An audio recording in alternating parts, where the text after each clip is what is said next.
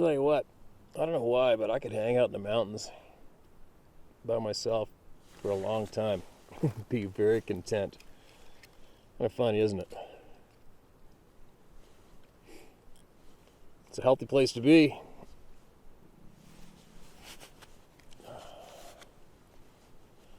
Not a bad place to be in the world, is it? The real world. All right, what do we got? So many videos, so many emails, I mean.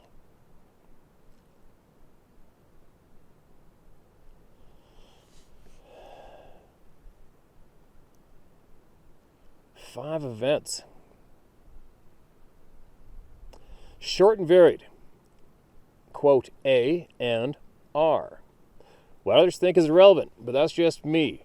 A has had much more unsettling events to deal with than I, so I'll honor his privacy. We watch your programs and finally decide to share experiences. First experience. 40 miles south of Portland in the Willamette Valley. One early evening in 1986 or 87, A and I took a stroll outside of our property that paralleled our gravel driveway. We walked about 50 feet from the entrance into the bush. We came near a downed tree in the thick oak, fir trees, brush, ferns, weeds, and some old tree stumps. In no more than what seemed 10 seconds, a little creature appeared, crouching up on the log, stared at us, and then disappeared in the tall ferns.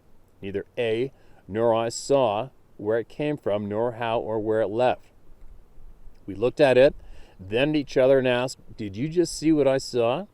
He and I confirmed yes. The being was crouched, so it seemed to be about 4 feet, small build, lightly haired, and brown to gray color. His face was smooth, without hair. His eyes were light yellow, large as in surprise, and his head was a bit pointed at the chin area and broad at the forehead. I immediately went inside the house and drew what I'd seen and asked A to see if that's what he saw. He responded, that's it exactly. Since our move from there in 1991, I've lost the sketch, but I'll continue searching for it. Or sketch it again, just scratch it up again. Second experience, winter 2017, outside of Northeast Oregon on the Columbia River. A almost daily took our 3 dogs for a walk to the Columbia River, about 225 yards from our property. Generally, they walk a mile one way west, then back east to the path worn down to the river from our land. This day, they'd only gone approximately a third of the way west when A noticed something odd. Upon closer observation, he saw there were footprints about 4.5 feet apart in the snow. They were bare and large. The footprints were clearly not quite human, and no footwear on them. A took a picture on his cell phone and laid an 8-inch glove next to the print for sizing. The print was about 17 inches long and 5 inches wide. He came home and told me to go with him as he wanted to show me something. I went with him to see what he was talking about. That was the first time I'd seen anything like that.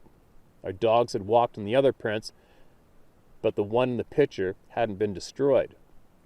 I'll send that picture when I locate it.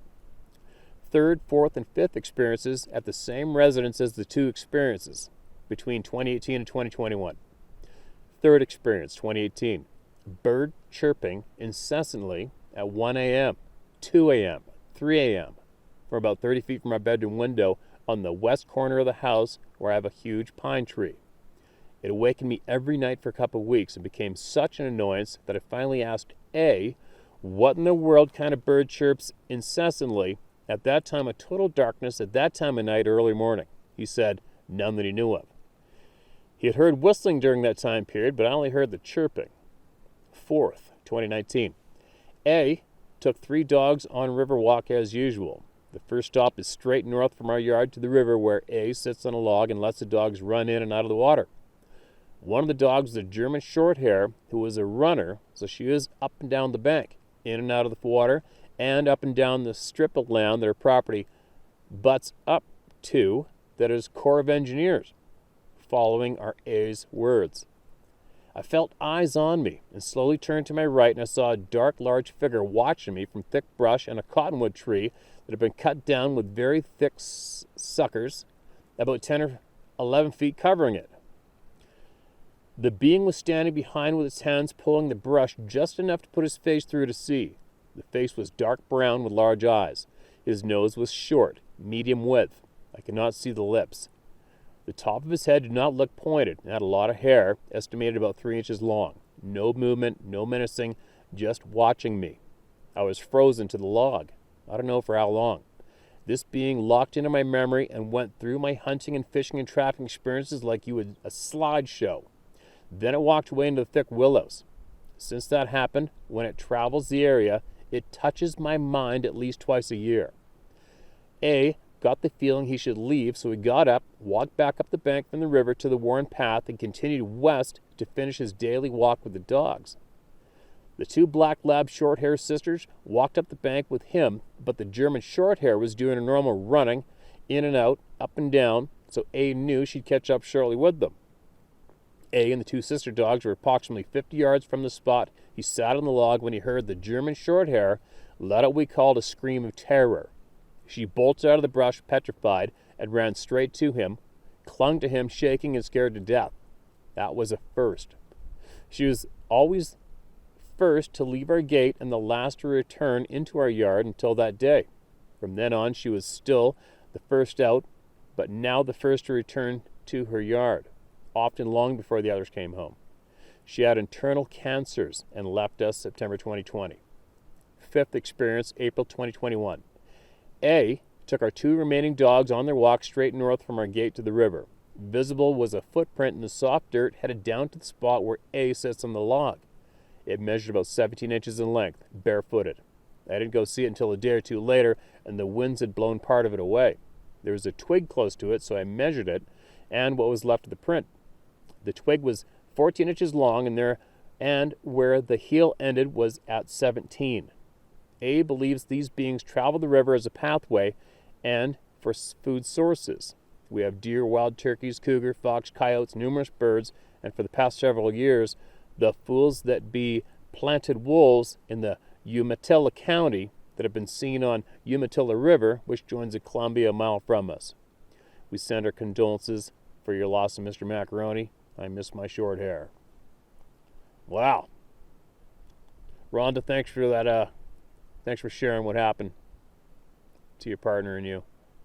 I find that quite interesting, and especially where the thing taps into his mind twice a year. What the hell's up with that? You know, I haven't had that happen myself yet.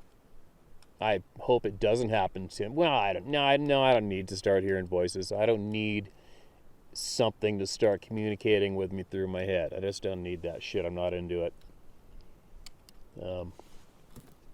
But you can't ignore the hundreds and hundreds and hundreds of innocent, hardworking people that have had that experience and reported that fact, right?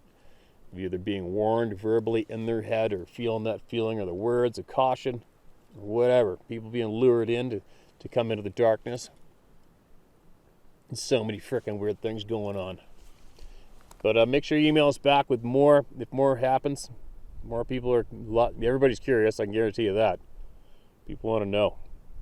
Dear Steve, I am highly educated with a professional background in trauma and a trauma survivor myself that can help your storytellers who need further help. Because of the nature of these stories, I could act as a helper after your storytellers share their experiences with you if they should need further help.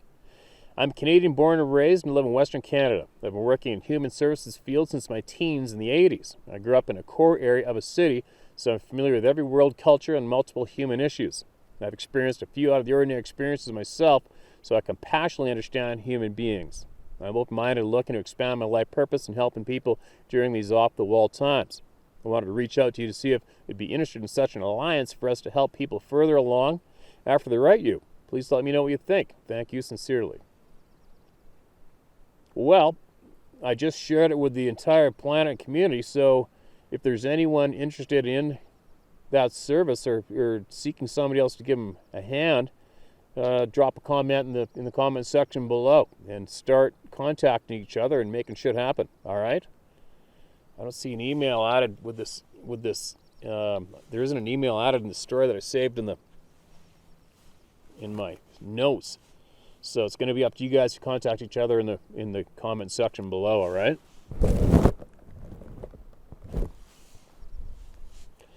Steve, this goes back to early 80s. I own and operate a service station body shop.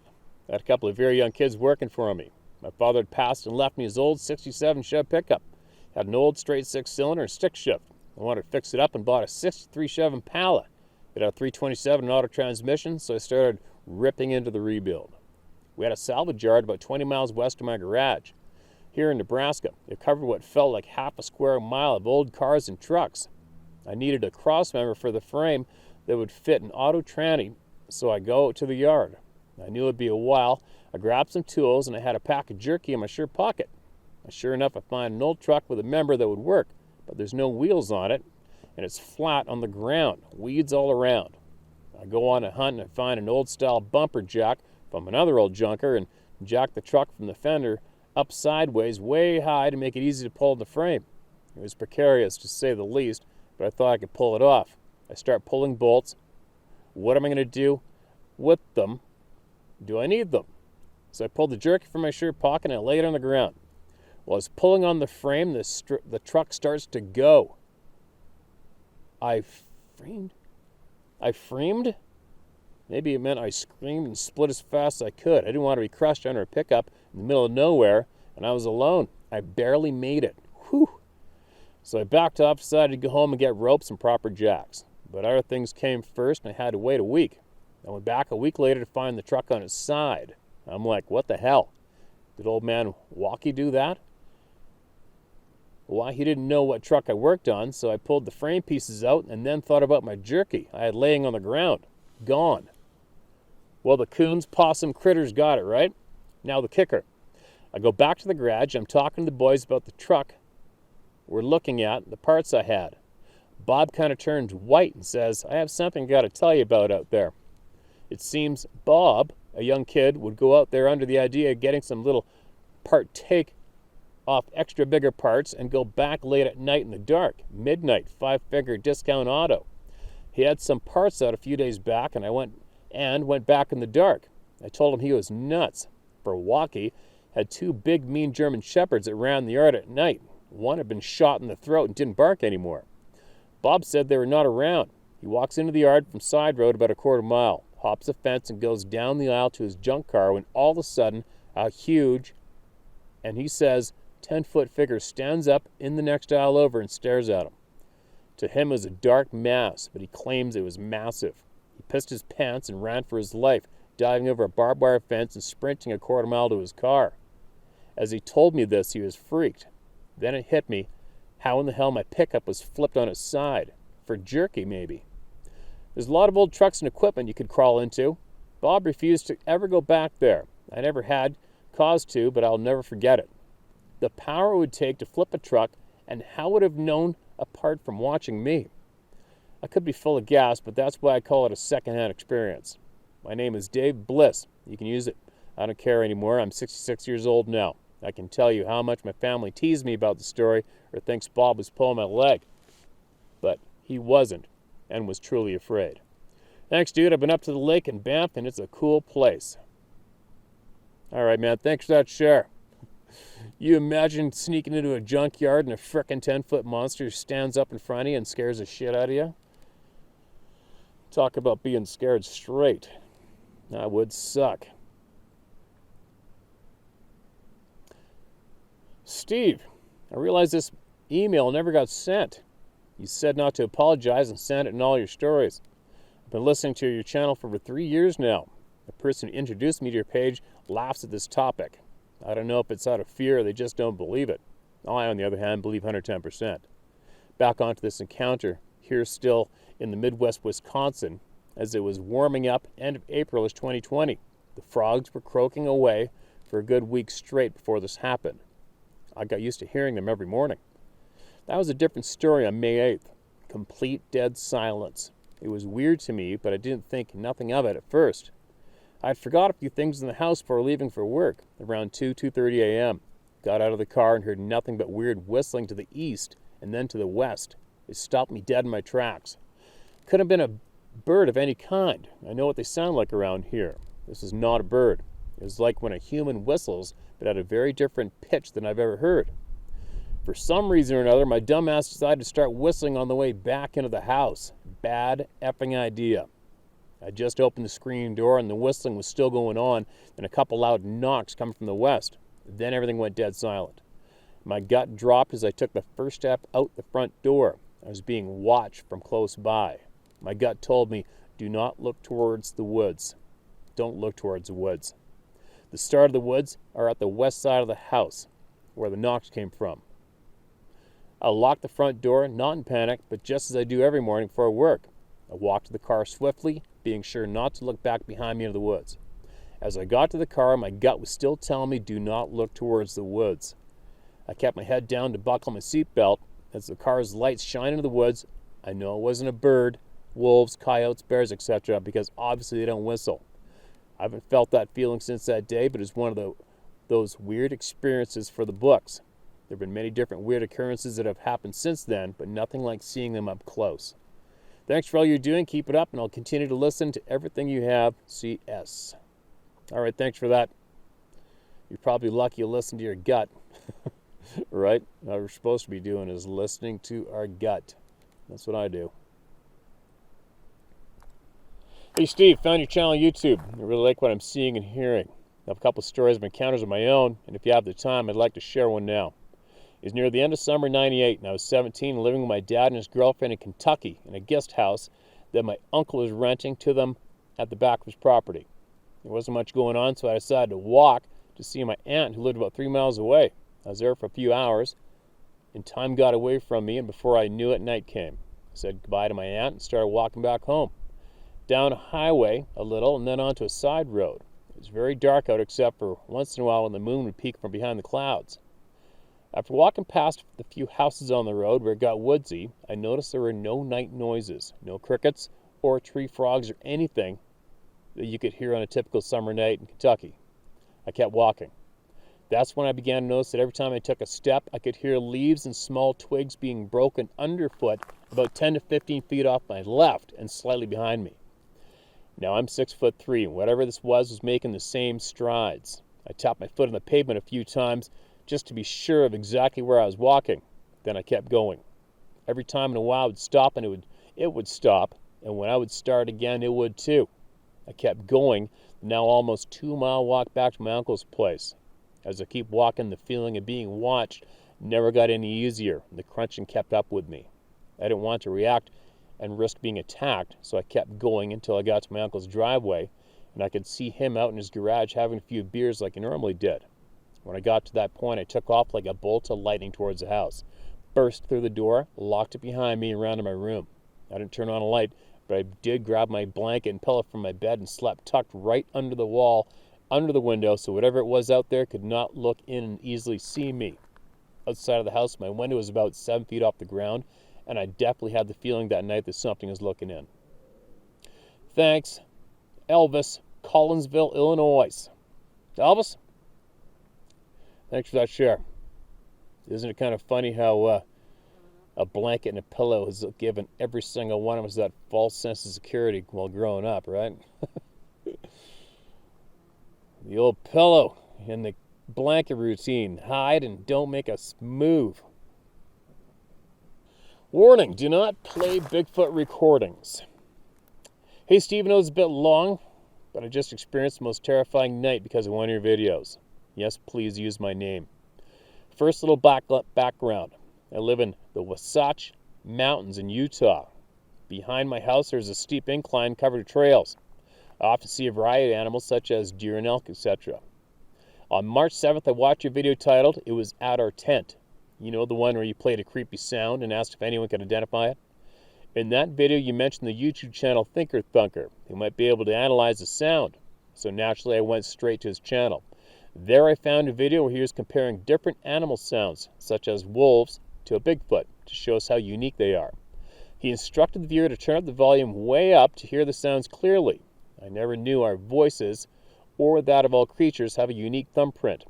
That evening, I had climbed in bed for the night and was listening to the video. It was a spring-like day in Utah, so I had my windows open, which are about 4 feet from my bed. I have a cat named Tamba, who sleeps in a special bed next to the windows. She sleeps there by the day and keeps watch by night, looking out the window. At 10:30 p.m., I was watching Thinker Thunker's video, but kept dozing off. Each time I woke up, I started the video again because it was so interesting. This happened about 4 times, just one of those restless nights.